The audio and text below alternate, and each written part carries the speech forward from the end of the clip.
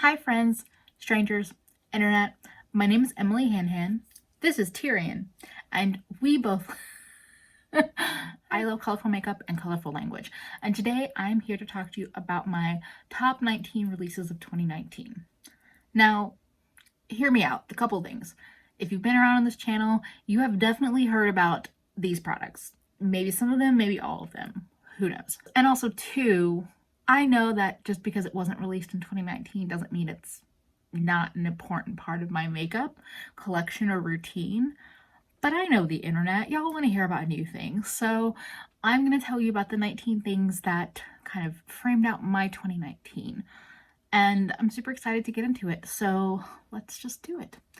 I'm going to go in kind of an order of how I might put on makeup. So first thing up is face. Now, first thing up for face would be foundation. I know I say I'm not a huge foundation lover, but filming videos has kind of changed my mind on that a little bit. And so I have to give it to the NYX Born to Glow foundation. Now, this is not something I actually wear out and about that often, but for me, for a go-to when I am filming, it would be this product. It is something that I can powder and I still don't feel like my skin looks terribly dry or cakey or cracky or anything like that. This is one of those foundations that I feel like I can go on with a thin layer and kind of spot conceal, or I can build it up a little bit more and it still looks pretty damn good. And I think for a product that you're generally going to kind of go through, the pricing for this is pretty great too. I gotta give it to that. Like, for concealer, I'm a fucking broken record, and my Too Faced Born This Way Sculpting Concealer, absolutely, like when this came out, I think it was the summer, I just almost instantly knew I wanted to get it. This one that I've had is so used that it no longer says Born This Way. This one, which is a newer edition, does say that. I use Swan. I also have Cloud, thanks to the lovely Amy Loves Makeup. Swan is still a little bit too dark for me, I feel like, and Cloud is not quite the right shade. It's still a little light for me, so I don't have the perfect color in this line. But when I run out of Swan, I will be putting it in my budget to get another one. It's one of those concealers that has a level of dewiness or almost moisture to it that generally doesn't make me look too dried out under the eyes, as long as I don't go too heavy with my powder. It's something that I feel like I can blend out really nicely on top of skin with no other product. It's also something that layers with foundations well. It's something I can go heavy-handed on and get like snatch face, or I can go more light on and get a more light coverage look. They just need to figure out their colors. I need a paler yellow tone color, please and thank you. Or I need to find a brand that's less problematic than Too Faced to buy something from, but that can also be in the comments if you have any recommendations for a concealer similar to this that's not from Too Faced. That'd be cool. Speaking of powder, I gotta give it to ABH and their loose powder. This is just a good workhorse powder, in my opinion. I feel like you get a lot of product. You get it in a nice big container. As long as you don't, like, I don't know if baking with this would work for me, but using a sponge or one of my brushes, this applies really nicely under my eyes and all over my face. Yeah, good workhorse powder. That's really all I have to say about that. Now on to the fun, like, face color products. Again, I'm a broken record over here, but damn, this MILANI Silky Matte Bronzer in 001 Sunlight. So these launched in like February from my research, and I kept hearing about it here and there, but just, it was like past the summer. I think it was maybe September when I picked this up, and it's just such a pretty bronzer. It's definitely a more cool tone bronzer. You can barely see it on my finger. It's light, it's more cool tone. So like, I think in the summer months I might not love this because I kind of veer into wanting that more warm and toasty without doing blackface kind of look. And this might not be my go-to in the summer months, but in the like fall, winter, spring, I really love it. I think it blends out beautifully. I honestly think the packaging is top notch. I mean, it's drugstore feeling packaging, but it's also not bulky like the butter bronzer. It's not super cheap feeling. I don't know, it's just all around it's a solid one. Now for highlighter, I was really looking through my collection and trying to think of what came out this year. I thought about mentioning the KALEIDOS ones, but I like those and I think I could get into them more, but they're not like an insta love, which is not a bad thing. Sometimes it takes a little time to warm up to a product. But damn, this highlighter from ColourPop. This is Horse and Carriage. It's the Cinderella Disney designer collection highlighter. Maybe because it is ColourPop and it is Disney and it's a neutral highlighter that like I was built to second guess enjoying it. Like I was not expecting to love it. I think if I worked a traditional like office job, this would be the highlighter that I reach for every damn day. It's still a highlighter that I reach for a lot because it is such a great color, or it's one that I will put down first and maybe put a color as an accent, or I'll top a highlighter that's a little bit too dark for me. I'll top it with this one. Okay, I almost forgot. The Makeup Obsession Committed palette. This is a 4-pan highlighter palette that I love. I don't use this color, but the other 3 colors I really enjoy. This is a great blush topper, and these 2 highlighters are just beautiful. The ColourPop one might be my new go-to, but for at least a couple months I felt like this color, I would describe it as like my perfect sweaty highlight, meaning I could sheer it out and use it just to like make my face kind of look sweaty in that pretty glowy way, or I could build it up, or I could layer the 2 together. This is $10, and I just think for that price point you really cannot beat this if the colors work for your skin. Makeup Obsession, I think, was an existing line, but it launched in Target this year in the US, so I'm considering it new because I would have never been able to get this previously. Now the last thing that's on my face list, if you've been here at all before, you would probably be waiting for it. You know what's happening. These blushes. The COVERFX Monochromatic Duos, Mojave Mauve and Soft Peach. Love. Love. I mean, I think you can definitely see in Mojave Mauve like how much I've worn down the shimmery side. Wow, I didn't notice that before. Yeah, I really love these blushes.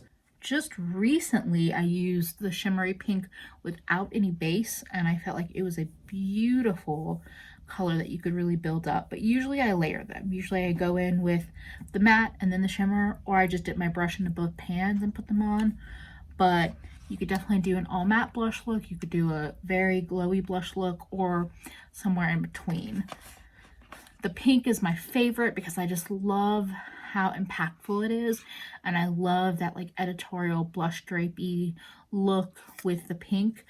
But the Soft Peach is also absolutely stunning, and if there was ever a just like go-to neutral blush for me, it would be this one. I have a lot of other beautiful blushes in my collection, especially in the glowy realm, but for 2019 it was the year of COVERFX. So the next thing up is kind of my bridge between like face and other parts of my makeup, and that would be my REPHR brushes. I was really unsure if I was going to include some of my very newest items in this video, but since I've had these brushes, I have used them non-stop, and I love them. I think that they have really well thought out shapes. I just recently tried the P21, which is a prototype, and this picks up some shimmers just beautifully, like as intense as it would be on my finger. This brush is like gorgeous for under eye powder. I love that. I've used both of these brushes for blush and this one for blush and highlight. I think this is probably more my go-to, the larger one. Really like that.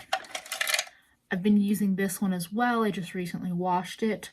I'm not sure if I love this for foundation, but I need to keep using it and trying out with different things. The only brush, honestly, in the collection that I feel like I'm just not going to get use out of is the fan brush. I just haven't found myself reaching for it. But honestly, even this really the biggest eye brush, like I use this for my intense Melt Vita inspired look and loved it. So after they watched my video, they sent me 2 replacement boxes for my beaten up cases, and they included another P22 as just a thank you gift. I'm excited to have 2. I know, but I think I'm going to use this as a buffing face powder brush, and now that I have 2, I can do that because this one is my bronzer brush. So it's my first ever experience with any kind of nice handmade brushes, so I'm sure there's some of that like honeymoon period of just having higher quality brushes in my collection, but honestly, so many of these shapes just work for me, and some that I didn't even expect to work for me. Like their 01 brush, I just used this recently and it really does blend out and it can pack on at the same time. And if for nothing else, these 2 tiny brushes will put them in this video alone. Love these. And now in the lip category, it was kind of a tricky one because I realized that most of my favorites for this year, even if I discovered them this year, they were released in previous years. So I just have 2 things to mention, and I'm really sad because I think one of mine has been discontinued. The Essence INSTA-CARE lipstick. I definitely discovered this from Seeking Alexandria page. She is just an absolute delight. And she mentioned this in one of her videos. And when I was in, I think it was like a Harmon's Face Value where they have more options, they had these. And the color selection wasn't a great one. I picked up this one and I thought it was more of a neutral nude, but it's a pretty cool tone brown. So I just don't reach for it. And I regret not picking up another color because it's just a beautifully glossy, it's one of those rare colored lip products that I feel like actually ends up being nourishing even though it does have color in it. Most lip products that are nourishing and have some color in them just kill my lips. But I went searching for this online and I don't see it anywhere. I think Essence might have discontinued it, which is a bummer. If you see them around and you like a product that has color and some shine to it, definitely pick one up. The other lip product I am going to give as a bit of a cheat slash runners up slash gonna bend the rules because this is my list anyway, and those are the Lip Bar bullet lipsticks. So the Lip Bar is, I believe, an indie brand. It's a small brand. I believe they're Black owned, and they were brought into Target in 2018. How cool is their packaging? I think they have liquid lipsticks. They might have lip glosses, but their lipsticks I've really enjoyed. They're the only products in their line that I've tried, but I really like them. I discovered them in 2019 because I think it was 2019 before the Targets in Brooklyn actually got this brand in stock, and I'm so glad I tried them. I know that Kelly Gooch mentioned Baby Bellini in her videos here and there, and that's what inspired me to finally pick this one up. And then I got Merlot, the darker color, this fall because it was a dark lipstick season, and I'm so happy to have bullet lipsticks in these like fun and more go-to colors that I can wear on the regular. And they have a really nice smell to them. I don't know what it is, but I really like them.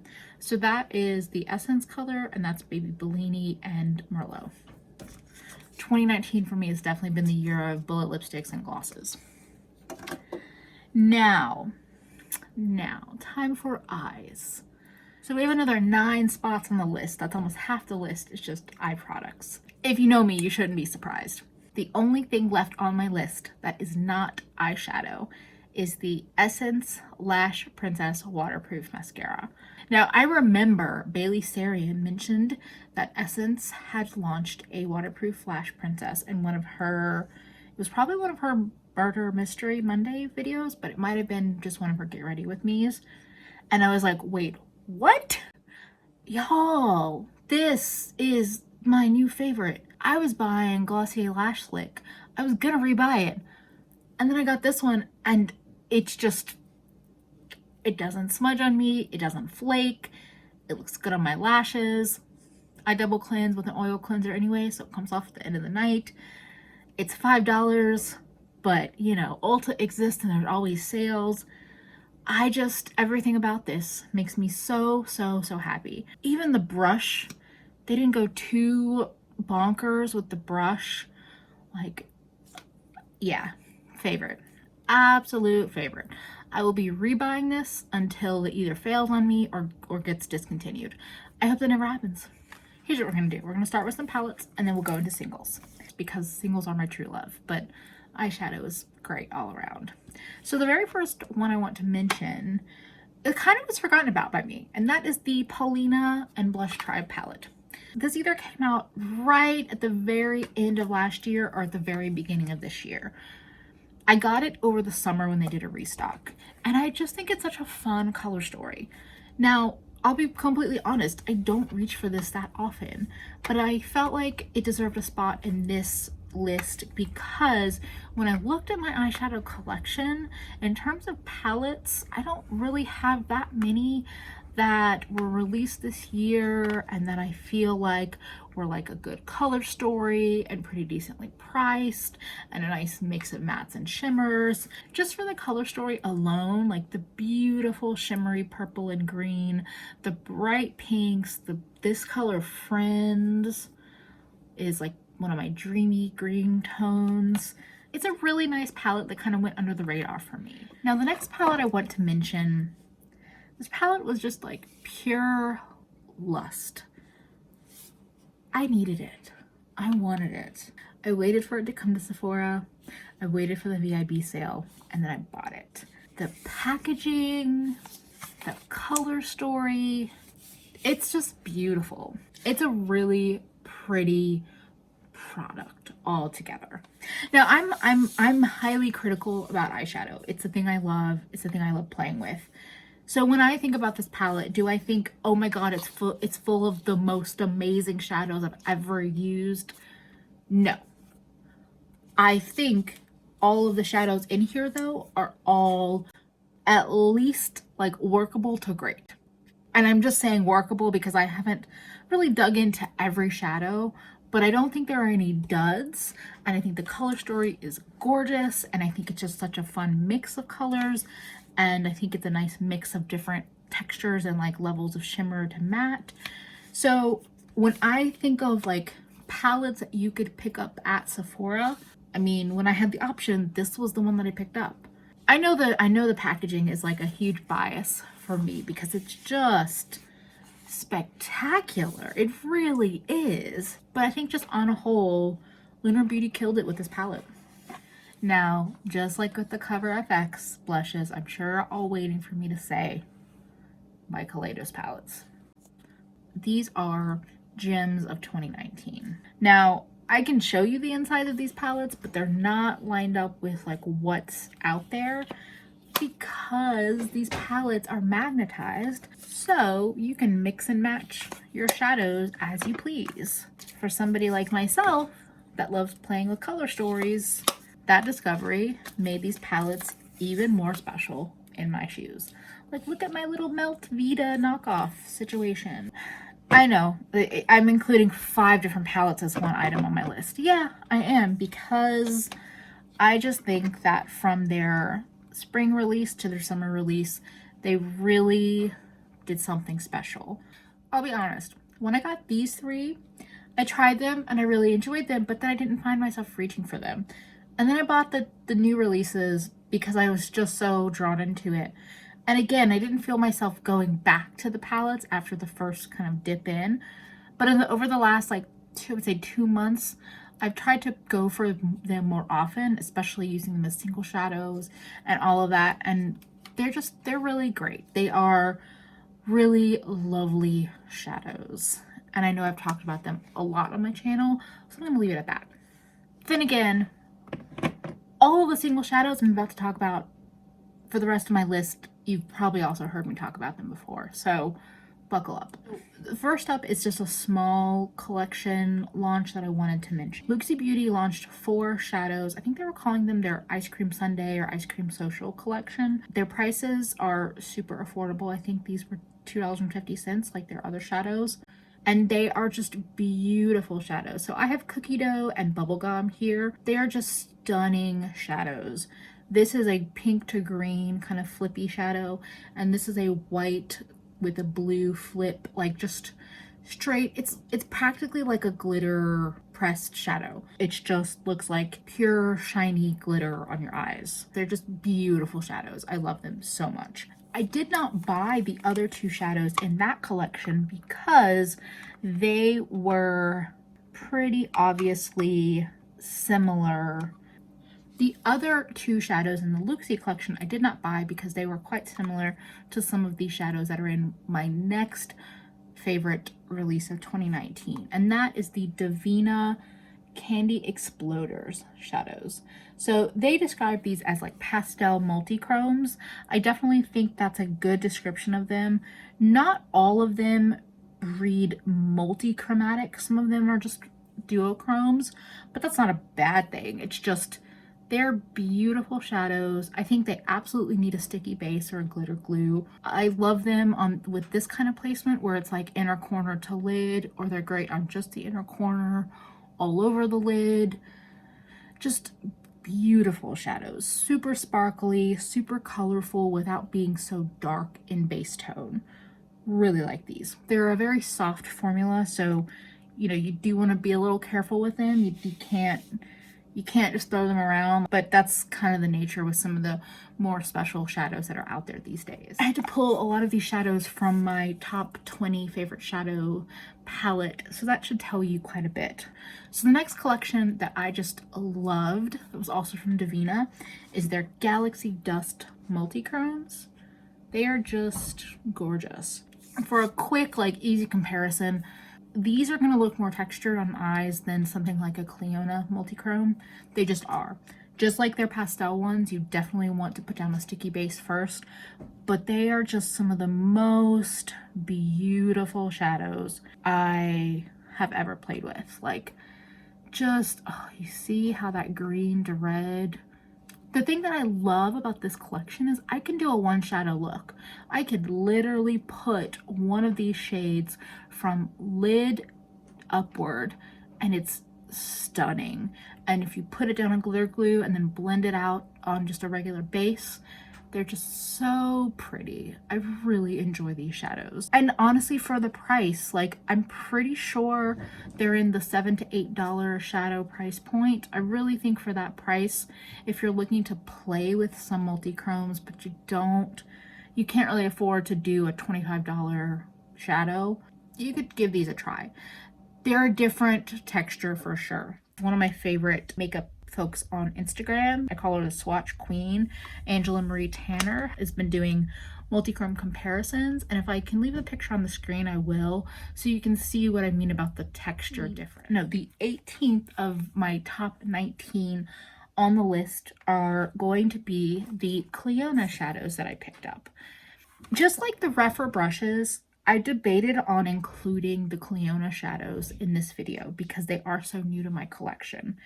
But I feel like for me, even without having owned the shadows, they defined such a big part of 2019 for me. They were all over all the social media that I follow, YouTube videos, they were just there. And the lust and the love was real.